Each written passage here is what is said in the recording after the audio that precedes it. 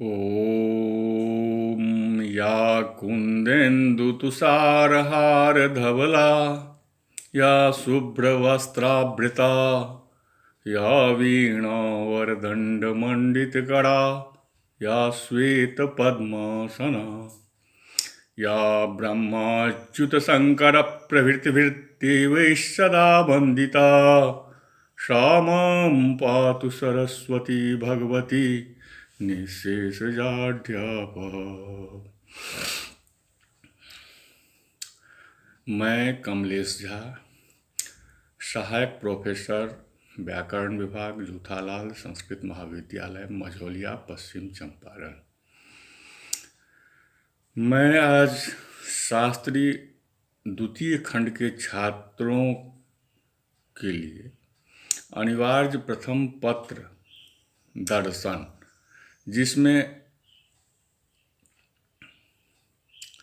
जिसके अंतर्गत तर्कसंग्रह नामक पुस्तक पढ़ाई जाती है,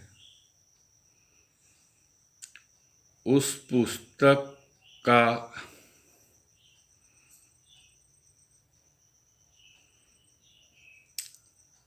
पाठ 5 के अंतर्गत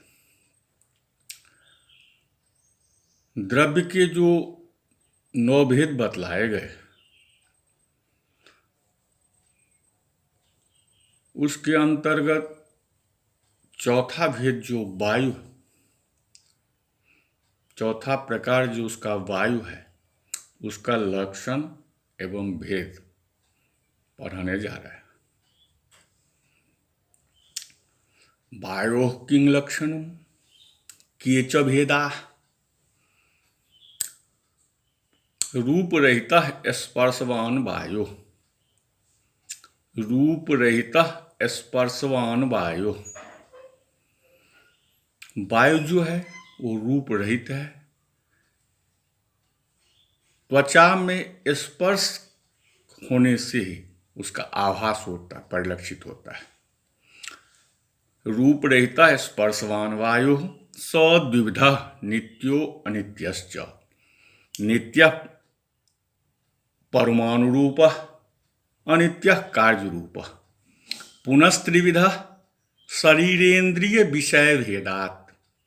शरीरम वायुलोके, इंद्रियम स्पर्शग्राहकम त्वक् सर्व शरीर ग्रवर्ति विषयो वृक्षादिकंपन हेतु शरीरांतः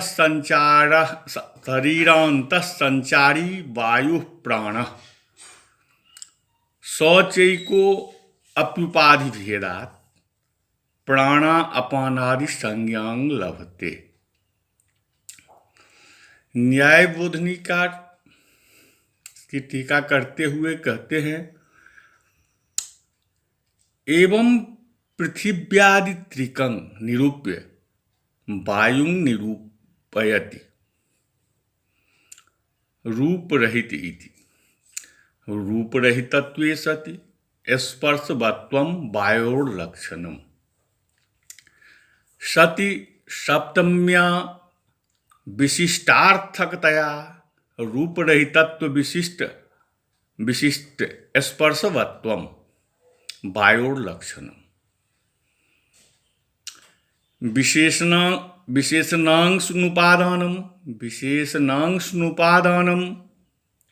स्पर्शवत्व मात्रस्य लक्षणत्वे पृथिव्यादित्रिके अतिव्याप्ति तद्वारणाय विशेषेणोपादानम्।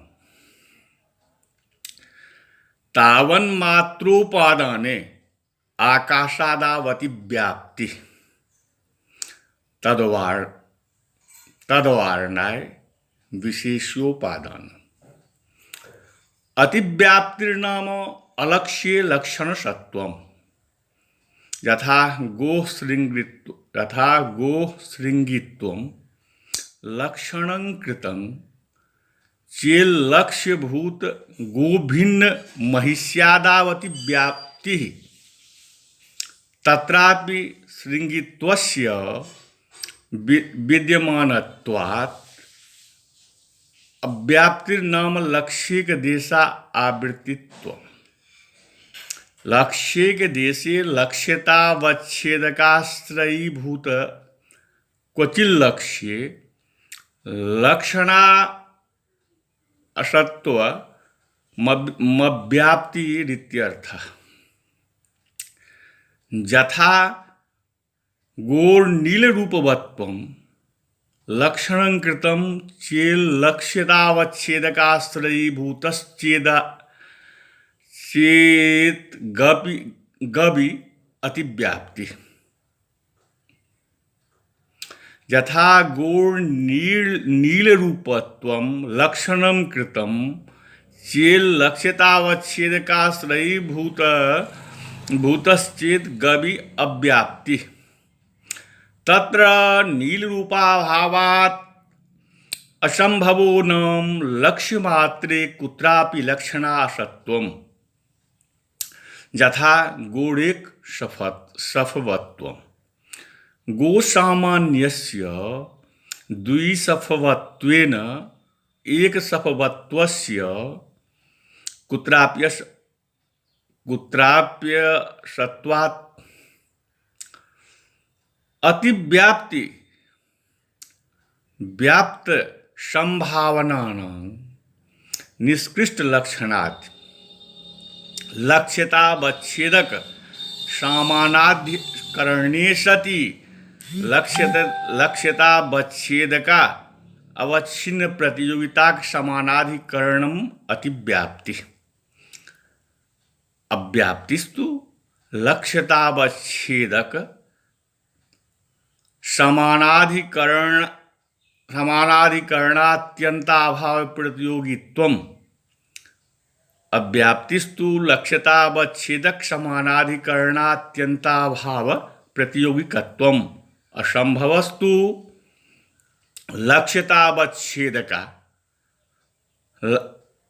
असंभवस्तु लक्ष्यतावच्छेदक व्यापकीभूताभाव प्रतियोगित्वम्।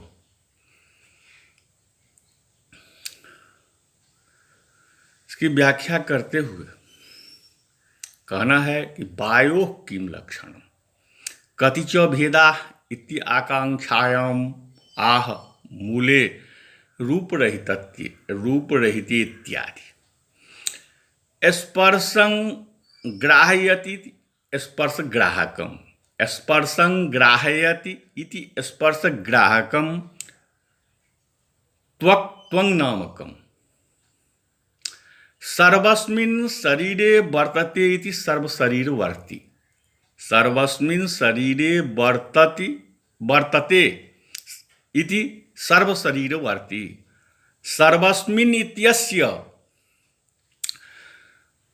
पुरीतन नामक नाड्यतिरिक्ते सर्वस्मिन् इत्यस्य पुरीतन नामक नाड्यतिरिक्ते सर्वत्रेत्यर्थः। तेन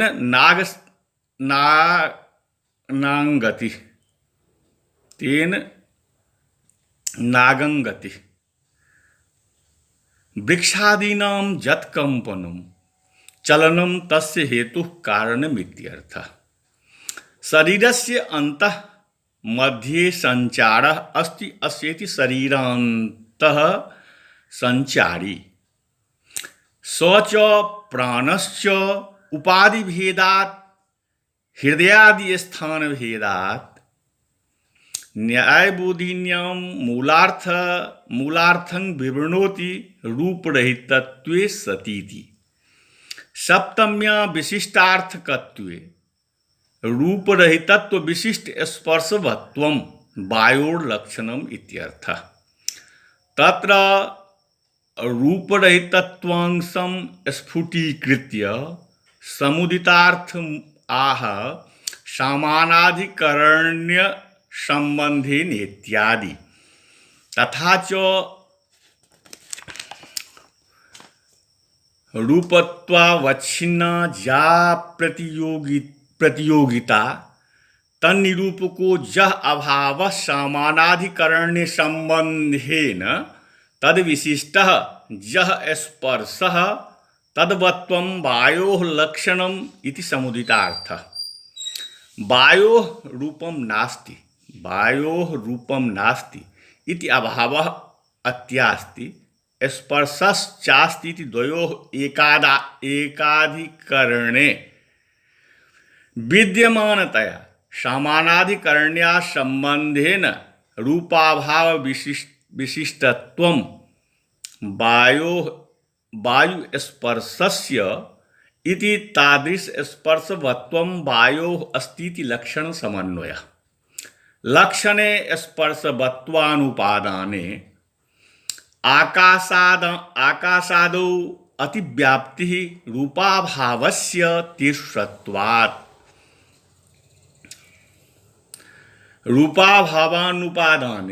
रूपाभावानुपादाने स्पर्शस्य पृथिव्यादौ सत्त्वेन अतिव्याप्ति स्याद् इति भावः। अतिव्याप्तिम् अव्याप्तिम् असंभवञ्च सरलतया बोधयति अतिव्याप्तिर्नामेति। अतिव्याप्तिं अव्याप्तिं असंभवञ्च सरलतया बोधयति अतिव्याप्तिर्नामेति। निकृष्ट लक्षणानि पर्यवसित लक्षणानि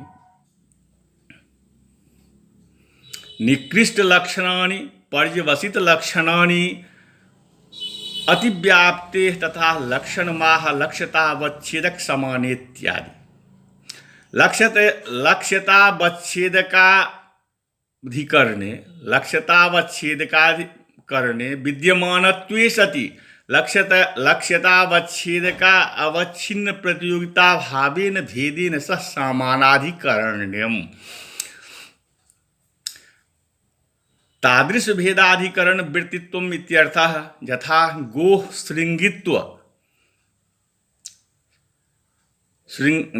गोः शृङ्गित्वस्य लक्षणत्वे तादृशे शृङ्गित्वे लक्ष्यतावच्छेदकस्य गोत्वस्य समानाधिकरण्यं विद्यते। यतः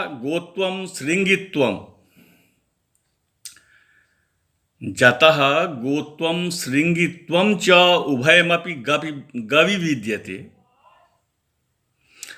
एवं लक्ष्यतावच्छेदकीभूत गोत्वावच्छिन्न प्रतियोगिता केन गौर्नो इति भेदेन स समानाधिकरणमपि विद्यते शृङ्गित्वस्य। जतः महिषे गौर्नो इति भेदोपि भवति, शृङ्गित्वमपि चेत् शृङ्गित्वे गोत्वसमानाधिकरण्यस्य गोभेदसमानाधिकरणस्य च सत्त्वेन अतिव्याप्तिः। अव्याप्तिस्तु लक्ष्यतावच्छेदके इत्यादि। लक्ष्यतावच्छेदकस्याधिकरणे विद्यमानात्यन्ताभावस्य प्रतियोगित्वम् इति तस्य सरलार्थः। यथा नीलरूपवत्वं गौर्लक्षणमित्युक्तो नीलरूपवत्वस्य नीलगवि लक्ष्यतावच्छेदकीभूतस्य गोत्वस्याधिकरणे विद्यमानतया पीतगवि च गोत्वाधिकरणे तदत्यन्ताभावस्य विद्यमानत्वेन तादृशा अत्यन्ताभावस्य प्रतियोगितया च तत्र अतिव्याप्तिलक्षणसंगतिः असंभवस्य निकृष्टं लक्षणम् आह। असंभवस्तु इत्यादि यत्र तत्र लक्ष्यतावच्छेदक धर्मः तत्र तत्र विद्यमानः अभावः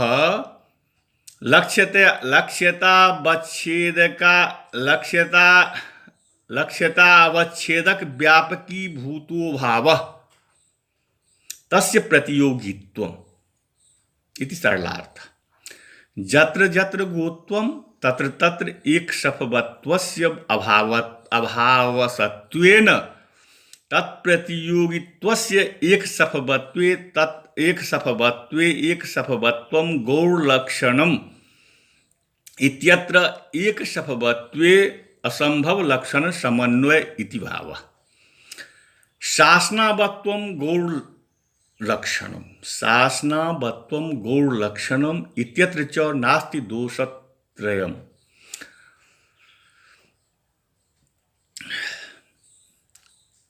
जिसमें रूप न हो किंतु स्पर्श हो, वही वायु कहलाता है। उसी से वायु का बोध होता है। उसका भी नित्य अनित्य आदि प्रभेद पूर्ववत समझना चाहिए। प्राण अपान आदि वायु भी विद्यमान वायु के ही अंतर्गत है, यह बतलाते हैं। मूल में शरीरांत संचारी वायु इत्यादि। वह प्राण ही शरीर के विभिन्न स्थानों में रहने के कारण प्राण, अपान, समान, उदान और व्यान कहलाता है। ये 5 तरह के वायु शरीर के अंदर रहते हैं। प्राण हृदय में, अपान गुदा में, समान नाभि प्रदेश में, उदान कंठ में और व्यान वायु समस्त शरीर में विद्यमान रहता है। न्याय बोधनी में लक्ष्यतावच्छेदक इत्यादि से अतिव्याप्ति, अव्याप्ति और असंभव का पर्यवसित लक्षण बतलाया गया है। जो लक्ष्यतावच्छेदक के किसी अधिकरण में भी रहे और अन्यत्र भी, वह अतिव्याप्ति दोष से युक्त होने के कारण लक्षण नहीं हो सकता।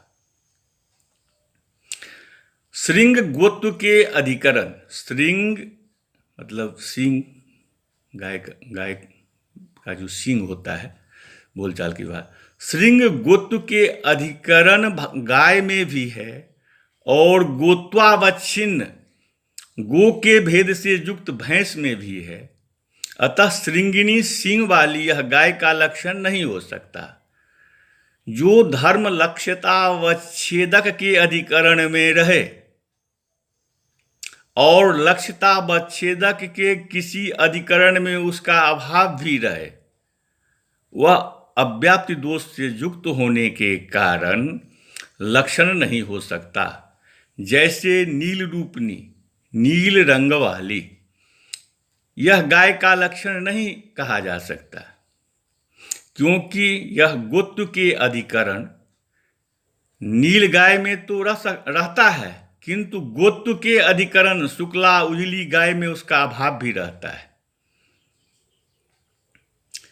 जिस धर्म का अभाव सर्वत्र लक्ष्यतावच्छेदक के अधिकरण में रहे, वह असंभव दोष युक्त होने के कारण लक्षण नहीं हो सकता।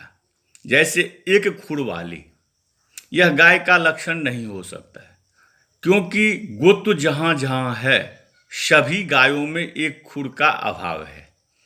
अतः वह उस अभाव का प्रतियोगी है। यहाँ विशेष ज्ञातव्य है कि वायु द्रव्य, वायु वह है जिसमें रूप नहीं किंतु स्पर्श है। अर्थात रूप न होने से जो दिखाई तो नहीं पड़ता, किंतु त्वक इंद्रिय से स्पर्श का प्रत्यक्ष होने पर उस स्पर्श के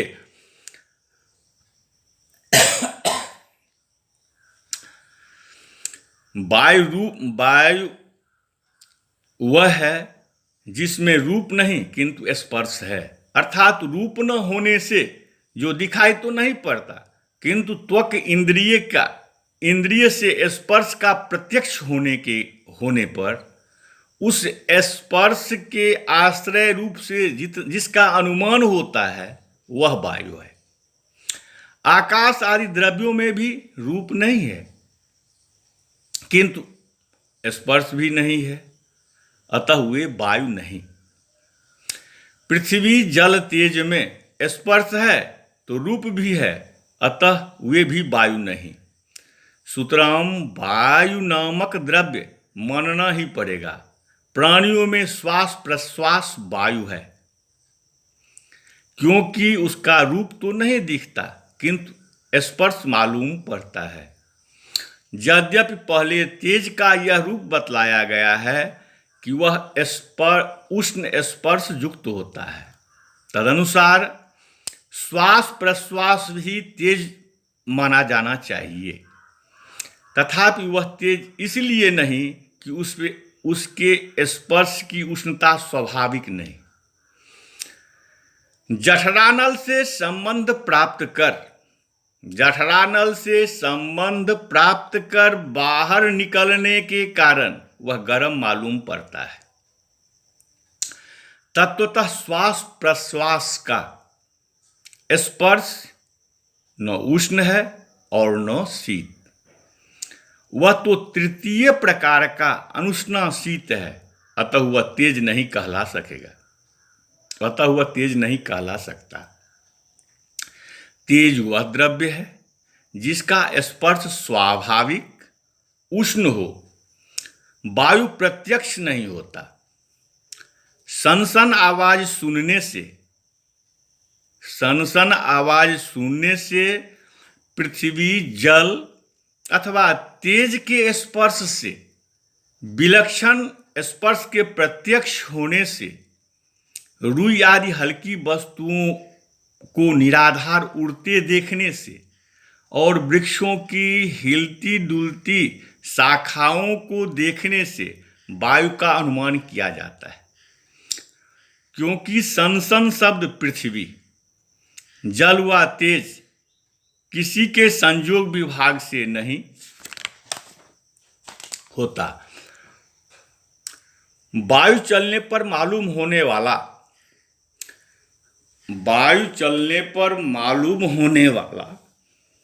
स्पर्श पृथ्वी जल व तेज का नहीं, क्योंकि तेज का स्पर्श उष्ण होता है।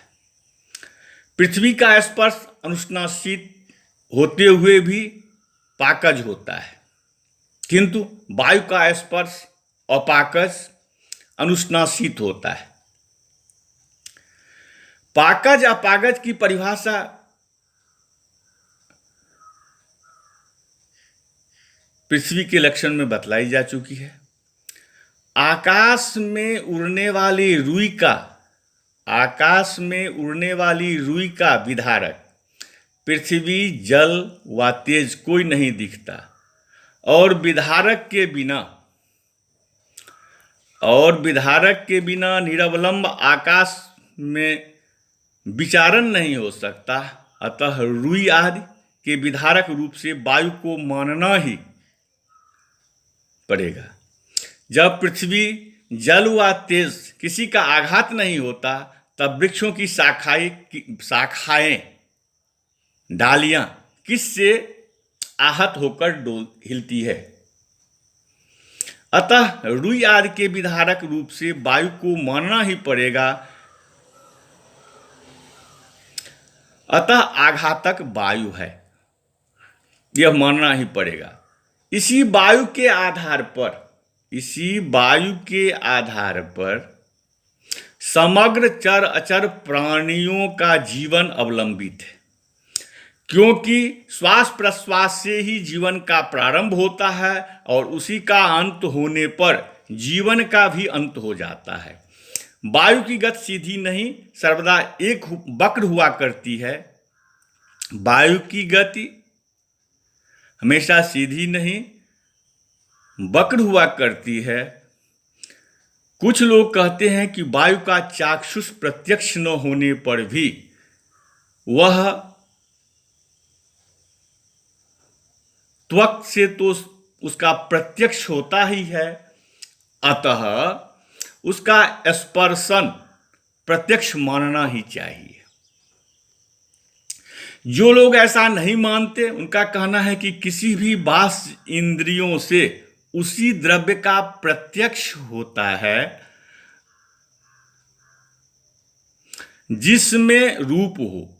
वायु में रूप नहीं है, अतः उसका त्वक से भी प्रत्यक्ष नहीं हो सकता। प्राच्य पदार्थ शास्त्रियों ने वायु में गुरुत्व अर्थात वजन नहीं माना है, किंतु आधुनिक वैज्ञानिकों का कहना है कि वायु में वजन पाया जाता है। यहाँ विरोधाभास का परिहार यहाँ विरोधाभास का परिहार यूं किया जा सकता है कि वैज्ञानिक जिसे तौलते हैं वह केवल शुद्ध वायु नहीं, उसमें पार्थिव, जलीय, तेजस आदि परमाणु मिले रहते हैं। अतः गुरुत्व होना स्वाभाविक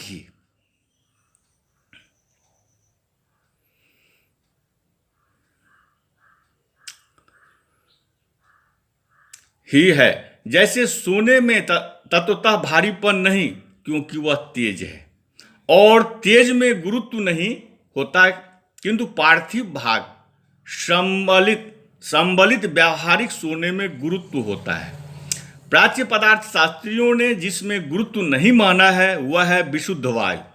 जिस भूत के परमाणु में गुरुत्व नहीं, उस स्थूल भूत में भी वे गुरुत्व नहीं मानते। यहाँ उपलब्ध गुरुत्व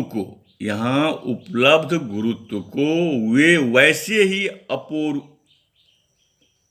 औपाधिक आगंतुक मानते हैं जैसे जल में उष्णता को। प्राच्य पदार्थ शास्त्रियों का परमाणु उससे भिन्न ही है।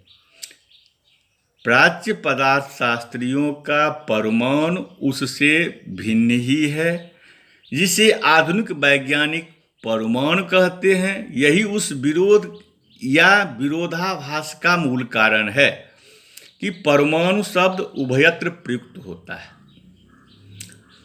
वायु के प्रभेद।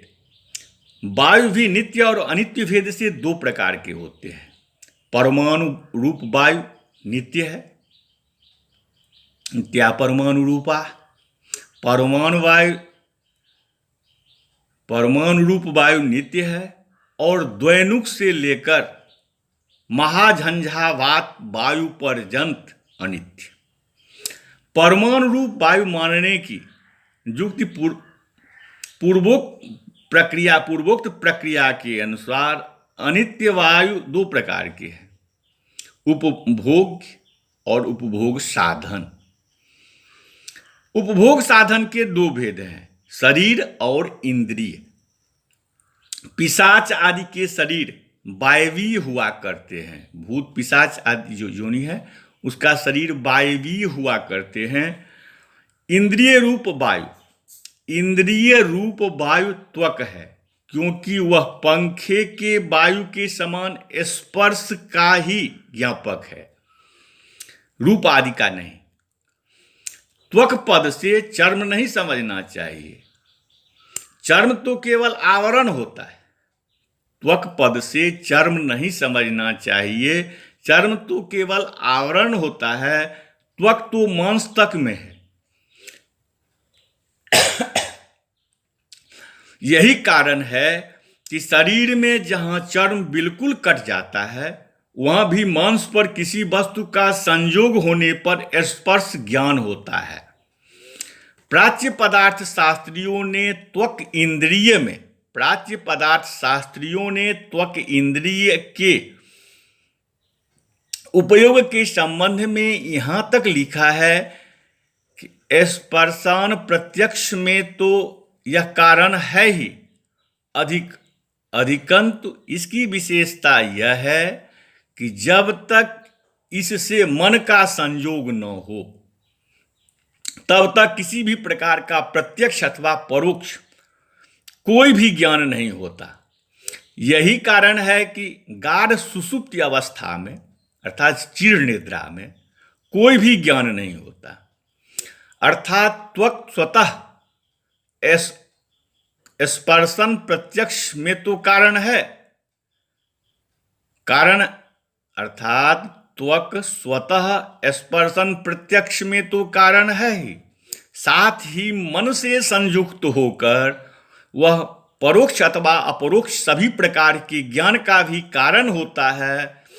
कुछ दार्शनिक तो यहां तक कहते हैं कि यही केवल इंद्रिय है, जिसके तत्त स्थानों में रहने के कारण कभी रूप का और कभी रस का ज्ञान होता है। आंख आदि इंद्रियों का अस्तित्व ही मानना नहीं। इस मतवाद की समीक्षा आगे अन्यत्र की जाएगी। सारांश यह है कि त्वगींद्रिय मानना ही पड़ेगा। वायवीय शरीर अर्थात पिशाच आदि शरीर यद्यपि दिखाई नहीं पड़ता, किंतु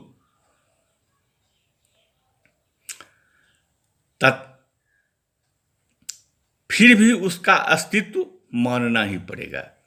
जो वस्तु आंखों से दिखाई न पड़े, वह यदि हो ही नहीं तो फिर स्वयं आंखें भी तो नहीं मानी जा सकती। जो वस्तु आंखों से दिखाई न पड़े वह यदि हो ही नहीं तो फिर स्वयं आंख भी नहीं मानी जा सकती, क्योंकि आंखें अपने से नहीं देखी जाती। शरीर रूप और इंद्रिय रूप वायु से अतिरिक्त सभी जन्य वायु को उपभोग्य वस्तु समझना चाहिए। पूर्व परिभाषा के अनुसार उपभोग्य वायु वह है जिससे प्राणियों को सुख व दुख हो। जैसे शीत ऋतु का वायु दुखद होने और अन्य ऋतु का वायु सुखद होने का कारण उपभोग्य है। श्वास प्रश्वास रूप प्राणवायु यद्यप शरीर का व इंद्रिय रूप नहीं, तथापि उसे उपभोग साधन कोटि में ही समझना चाहिए, क्योंकि वह शरीर से असंबद्ध होकर उपभोग का विषय नहीं होता और उपभोग की उत्पत्ति में उसकी पूर्ण अपेक्षा है। कुछ आचार्यों ने पृथ्वी, जल, तेज इन तीन भूतों को शरीर, इंद्रिय और विषय रूप से तीन भागों में विभक्त किया है, और वायु को शरीर, इंद्रिय, विषय और प्राण इन 4 भागों में। इनमें एक ही बात खटकती है कि शरीर आदि के विभागों से अतिरिक्त यहाँ प्राण रूप एक अधिक विभाग मानना पड़ता है। कुछ लोग वायु को भी पृथ्वी आदि की तरह शरीर, इंद्रिय और विषय इन 3 भागों में ही विभक्त कर प्राण को भी विषय के अंतर्भुक्त नहीं मानते। प्राण को भी विषय के ही अंतर्भुक्त मानते हैं, किंतु यह इसलिए उचित नहीं कि विषय पद का अर्थ यदि उपभोग का विषय किया जाए तो प्राण उपभोग का विषय नहीं, और यदि उपभोग साधन तो वह वैसा हो सकता है, क्योंकि प्राणी को ही उपभोग होता है। प्राणी ही, जीवात्मा ही उपभोग का अनुभव करता है, परंतु तब शरीर एवं इंद्रियां भी उपभोग साधन होने के कारण विषय हो जाएंगे। फिर उक्त 3 प्रभेद नहीं बनेंगे। शरीर में प्राणवायु तत्वतः एक ही है, किंतु विभिन्न स्थानों में वही प्राण अपान, उदान, समान और व्यान कहलाता है। मुंह और नाक के संचार के समय उसी का नाम प्राण, मलद्वार के संचार के समय अपान, नाभि प्रदेश में संचार के समय समान, कंठ में संचार के समय उदान और समग्र शरीर में संचार के समय व्यान कहलाता है। ये संज्ञाएं यौगिक। श्वास प्रश्वास रूप प्राणन व्यापार के कारण वह प्राण कहलाता है। श्वास प्रश्वास रूप प्राणन व्यापार के कारण वह कहलाता है प्राण। मलमूत्र आदि का अपनयन करता है, अतः अपान। खाए पिए अन्नादि का समीकरण अर्थात पाचन कर एकाकार करने के कारण समान। भुक्त अन्नादि का उन्नयन अर्थात कंठ तक उठाने के कारण उदान। और शोषित संचार के लिए शरीर स्थित नाड़ियों का वितरण करने अर्थात फैलाने के कारण कहलाता है बयान। आज के पाठ को वायु के लक्षण एवं उसके भेद पर ही विराम दिया जाता है। अगले पाठ में आकाश के लक्षण पर चर्चा की जाएगी। तब तक के लिए आज्ञा। नमस्कार।